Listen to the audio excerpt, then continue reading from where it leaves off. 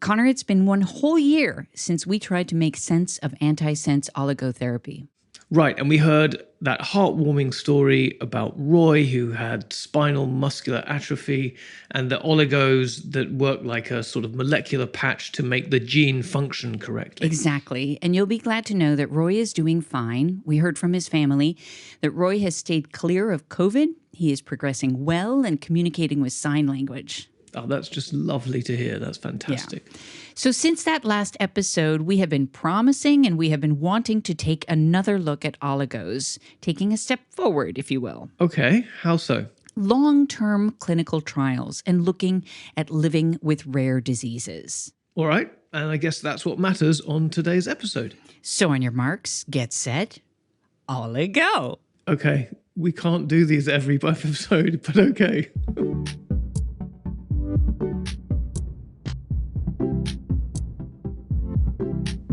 So who are we starting with today? Allow me to introduce you to Nikki. So my name is Nikki McIntosh. I am a mother of Miles, who is an 8-year-old boy. Miles has SMA type 2 and was diagnosed with SMA when he was about 18 months old. 18 months. Wow, that's really young. I know. And right after the diagnosis, Nikki started researching into what this was all about because there was no one to help her through this. About 6 months after Miles was diagnosed was the first Cure SMA annual conference. So they have a conference each year, which gathers researchers, patients, their families, and doctors all at the same time. So we attended the conference, and I think that's when our eyes were open to research, that research was going on for spinal muscular atrophy. And we attended some of the research breakout sessions.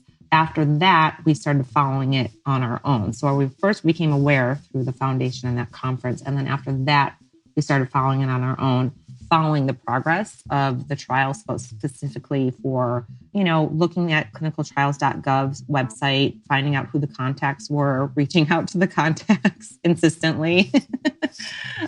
And so from all this detective work, she comes across, a clinical trial at UCLA? Miles was actually the first one dosed at UCLA. And so, we've gotten to know the doctors there. And because we've, for 5 years, we've been seeing them and they've been following us. The drug that Miles took, Spinraza, was injected into his spinal fluid. And you might remember from our first episode on oligos, that drug went on to be FDA approved in 2016. And so they've been participating in that trial ever since. What, so 5 years? 5+. And some. Absolutely. Yeah. He's 8 years old now. Wow, that is long term. That must be a harrowing journey. What's that like? Journey is definitely a good way to put it. It really has been quite a journey. And one of the most interesting parts of an otherwise tough emotional period for Nikki and the whole family has been diving headfirst into the science behind it all. In fact, they've made friends with the scientists and researchers, and now Nikki says their relationship has progressed into something else. Like partners, to be honest. I feel like we're on this journey together of starting off not knowing how this was going to unfold, but all obviously hoping for the best and all doing our part to try and move it forward. So it's felt like a real partnership with the doctors and the researchers to all kind of do our part to see where we could take this. We feel really, really, really blessed and really honored to have been a part of it. We know there's a lot of children that could not participate. Perhaps they weren't they weren't healthy enough to participate. And so we just are so happy that our son was able to, and that now all children, are receiving this FDA-approved drug. It's been a part of our journey that we'll always look back on and just feel like we're so grateful to all the players in this. So Nikki and her family are kind of like one of these historic patient families that you hear about sometimes. One of those firsts, one of those look back and how did it all begin? It feels funny to hear, but it's been such a big group effort, and the SMA community as a whole, they've held us up in other ways. And so I feel like we're all doing our part in the ways that we can. So 3 treatments a year, and it's been hard for Nikki to see exactly when she sees a difference in Miles. Sometimes it feels like it's right after he'll try something new that he wasn't able to do before. sometimes it's months later. And, we're getting close to the next dose. And I'm feeling as if, perhaps we wouldn't see it at that time because, we're due for another dose, but there's still things happening. And he has not yet reached a plateau. In fact, we've worked with the same amazing physical therapist since the beginning. And, the goal always in the past for, I think, SMA children was to try and maintain or preserve their strength for as long as possible.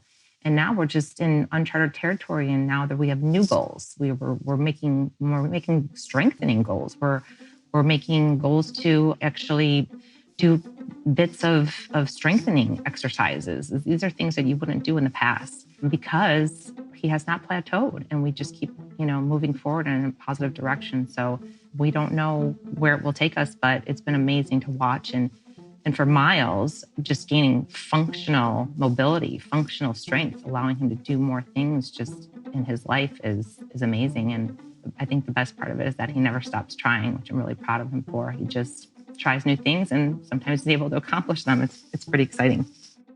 And then with medicine being so tightly regulated and this being an experimental therapy, and then you've got no idea exactly how or whether it's going to work. I mean, what must that be like to live like that for so long? At the beginning, it definitely felt like a risk, but for us, the risk outweighed, the negatives, because we knew if we didn't do something, we knew what that life looked like. We knew the statistics and the facts about SMA and how it would unfold if there wasn't an intervention. So it was a risk to be involved, but it felt like perhaps there was potential for a different outcome. What a ride, right? To live with the realities of a rare disease. But Nikki says it's the hope and the possibilities that keep her going. So what then are our hopes for Miles? It chokes me up to actually talk about it. My hope for Miles at the beginning, it was just health, good health.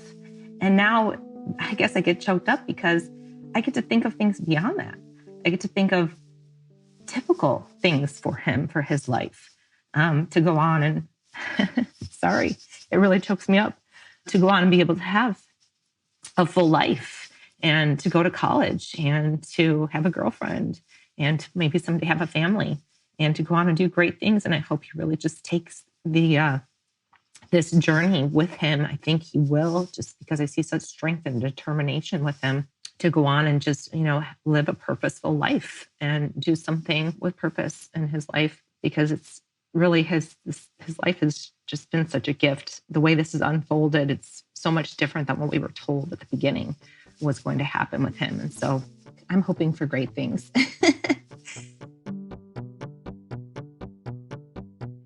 Now let's head over and get an example of one of those scientists that Nikki sought out, learned from, and developed a partnership with. Should I turn off my camera as well? This is just going to be an audio recording. Is that correct? So who's this? Well, my name is Tim Yu.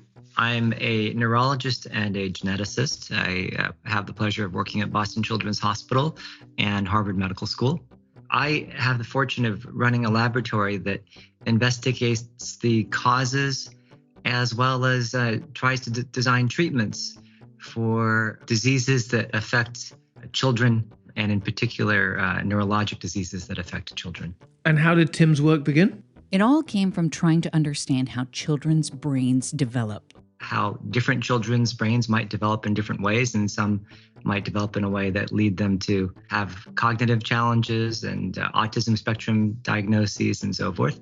And now it's really expanded to tackle problems faced by children with those types of conditions, as well as many other rare genetic conditions that might not only affect how the brain develops, but also affects how the brain functions. And finding ways to understand that and then, when possible, correct that is what drives us. I wanted to know, what was it like for someone like Tim to focus on such a tragic thing as rare diseases within children who have conditions like SMA? That's a great question. And I sometimes think back to a conversation that I had when I was actually a teenager. It turns out that my mother is a pediatrician herself. She's a pediatric hematologist oncologist, which means that she takes care of children who have blood disorders and cancers.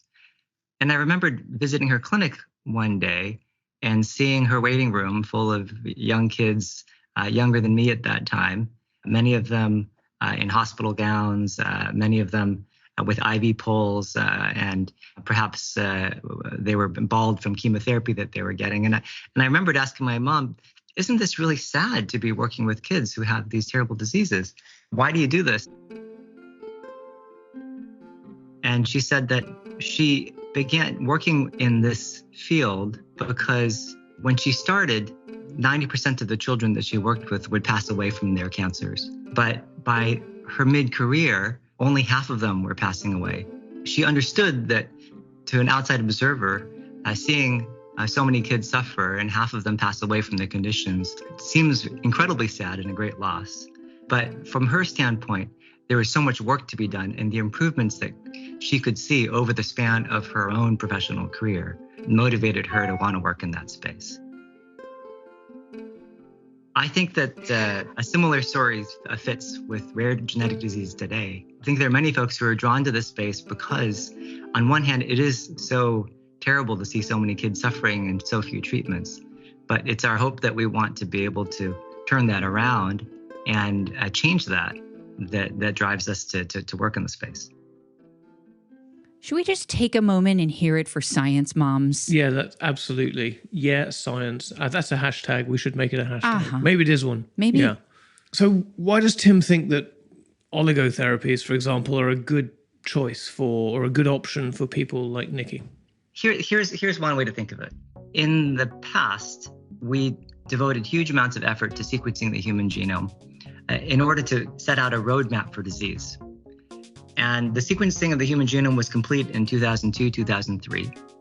And what that allowed us to do was to take diseases that we were trying to study and to pinpoint the genes that were responsible for them, and then to use that knowledge to build a model of the disease from a cell or perhaps a mouse or some other animal model organism that we could use to study the disease better.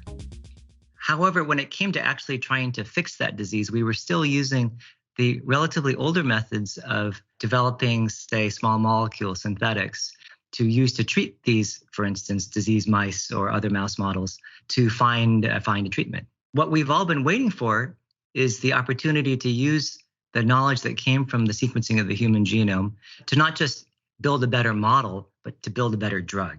That idea, I think, was apparent to folks 30 years ago, but it's only begun to come into fruition in the last 5 years, where the tools for deciphering the genome have now gotten to the point where we can actually modify how the genome works. And this is the new wave that we're seeing right now. I told Tim about Nikki and about Roy from our previous episode on oligos, and how exciting it is to hear about progress in these kids after treatment they've been going through. And Tim agreed, of course, 100%. It is really, truly exciting. And I think that I'm in the health industry. I'm a scientist and a professional neurologist. And I think that excitement that you just referenced, we all feel that same excitement too. When those first results began being presented in professional conferences and then coming out in print, we were thrilled.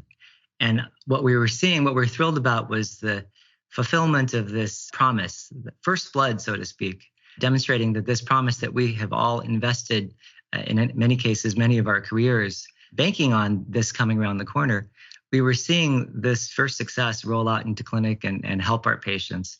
And we really couldn't be more thrilled. So super exciting. I agree. Can it get more exciting?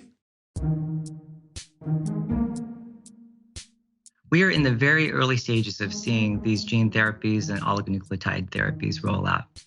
And already the successes that we've seen underscore how important and game-changing this is going to be to our field. We ourselves have been in the lucky position to closely follow in Spinraza's footsteps to design an oligonucleotide therapy for a young girl that had a fatal neurodegenerative condition called Batten disease. And in that project, our laboratory, following similar footsteps to scientists that had developed Spinraza, we identified the genetic mutation in a young 6-year-old girl who was losing her ability to speak, her ability to walk, and having progressively worse seizures. We were able to isolate her particular gene mutation that diagnosed her with something called CLN7 Batten disease. And we were able to use antisense oligonucleotides to custom make a drug for her and treat her with it, with significant improvement in her quality of life. I think that the fact that we've gone from a first example with SMA to correct an underlying gene defect for a condition that affects tens of thousands of patients, the SMA is a condition that affects tens of thousands of patients, and then with just a few years turnaround, be able to use that technology to develop a therapy for a young child with a disorder who had a particular mutation that's actually only found in her. So we've gone from a drug for tens of thousands to a drug for one. I think that just shows how much potential this field has. And as we get better and better with these tools, I think we're going to be seeing this type of technology roll out for a whole span of diseases, ranging into those diseases that were always considered too rare for drug companies to go after them in a sustainable way. And that concept gives a lot of hope to a lot of families that are coming into our clinics who up to this point have been patiently waiting their turn.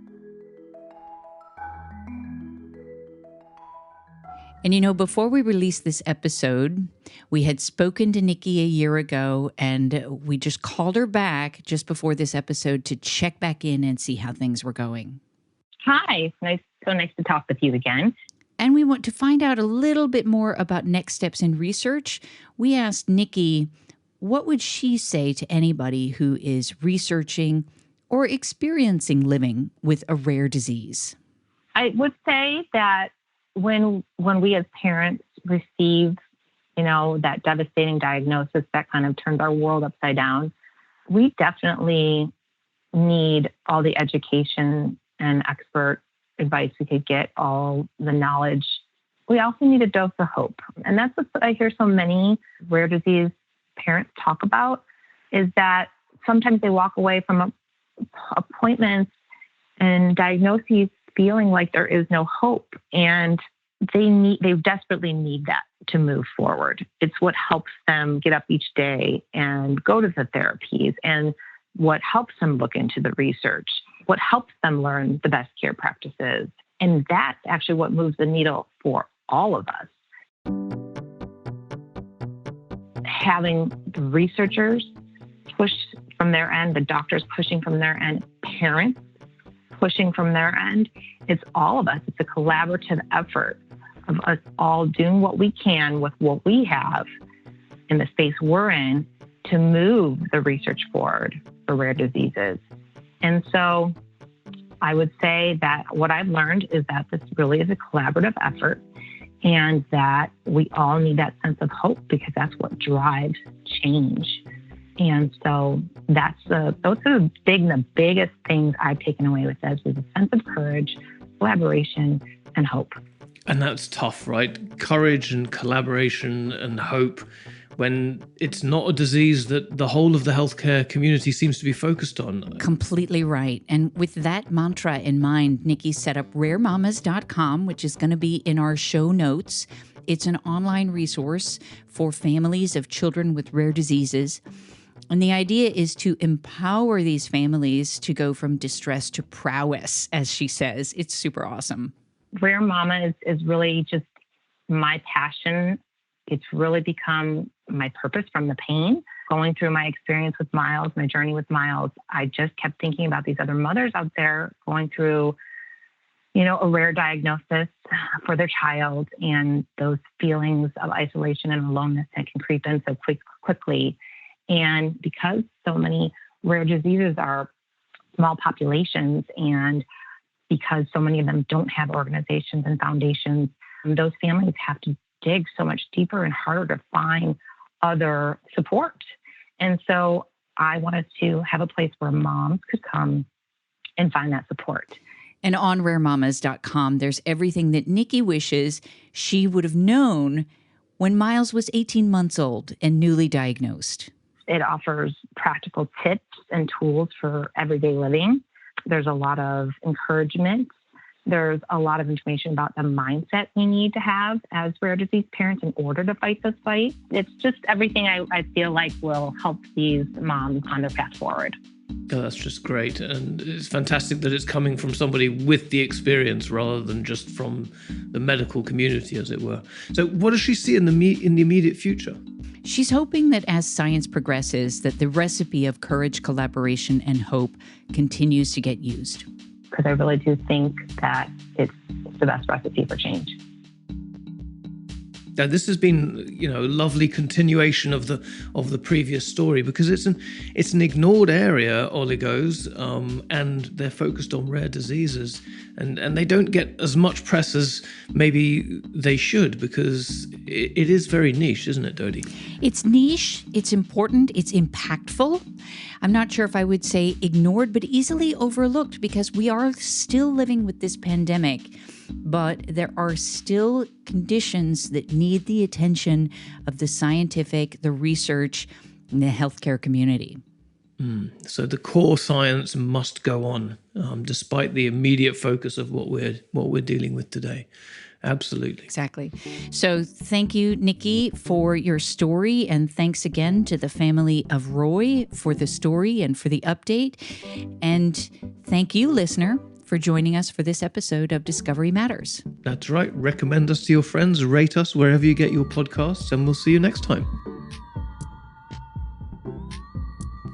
Our executive producer is Andrea Killen. Discovery Matters is produced in collaboration with Soundtelling. This episode was produced by Tanvir Mansour and Thomas Henley. Music by Thomas Henley.